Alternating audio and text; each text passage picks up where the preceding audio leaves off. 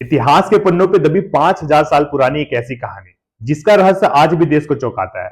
क्या महाभारत का वो क्रोधी योद्धा अश्वत्थामा आज भी जीवित है और हमारे बीच भटक रहा है? धार्मिक और लोक मान्यता के अनुसार हाँ, हम बात करें गुरु द्रोणाचार्य के पुत्र अश्वत्थामा की, जिन्हें महाभारत के युद्ध के बाद अमरता का ऐसा श्राप मिला जिसने उन्हें पीड़ा का प्रतीक बना दिया। यह सिर्फ एक मिथक है या अनसुलझा सत्य है। अश्वत्थामा का नाम जुड़ा एक ऐसे घोर अपराध से जिसके कारण उन्हें यह सजा मिली। युद्ध के समाप्ति के बाद अपने पिता का छल पूर्वक मृत्यु का बदला लेने के लिए अश्वत्थामा ने रात के अंधेरे में सोते हुए पांडव पुत्रों का वध कर दिया। यह युद्ध के नियमों का सबसे बड़ा उल्लंघन था, लेकिन निर्णायक मोड़ तब आया जब उन्होंने क्रोध में आकर पांडव वंश को खत्म करने का उद्देश्य से उत्तरा के अजन्मे शिशु पर अपना ब्रह्मास्त्र चला दिया। यह कृतज्ञ असहनीय था। न्याय के लिए खड़े हुए भगवान श्री कृष्ण, उन्होंने अश्वत्थामा को मृत्यु नहीं बल्कि एक ऐसा दंड दिया जो मृत्यु से भी ज्यादा भयानक था। उन्होंने उनके मस्तक से उनकी शक्ति का स्रोत दिव्य मणि निकाल ली। श्री कृष्ण ने 6000 वर्ष तक या कलयुग के अंत तक पीड़ादायक जीवन जीने का श्राप दिया। श्राप यह था कि उनके माथे का घाव कभी नहीं भरेगा, उनका शरीर रोगों से ढका रहेगा और वह जंगल में भटकते रहेंगे। अमरता का वरदान सजा बन गया।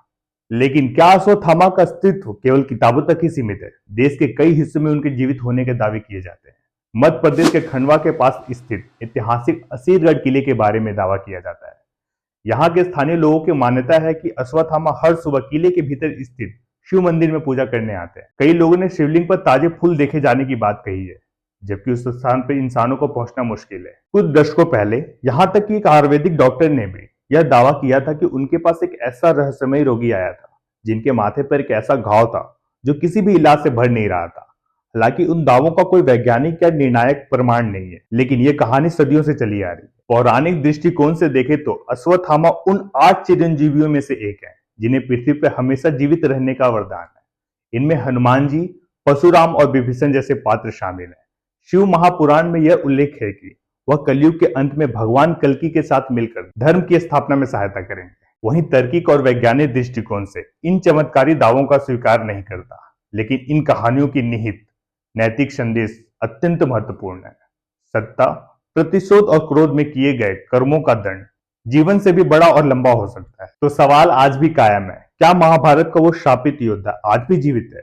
इसका जवाब शायद हमें आस्था और इतिहास के बीच कहीं तलाशना होगा। आप इस रहस्य पे क्या राय रखते हैं? हमें कमेंट सेक्शन में बताएं। अगर वीडियो अच्छी लगी हो तो लाइक करना है, कमेंट करना है और शेयर करना है उन दोस्तों और परिवारों के साथ जो ऐसे रहस्यमयी कहानियों के साथ हमसे जुड़ना चाहते हैं।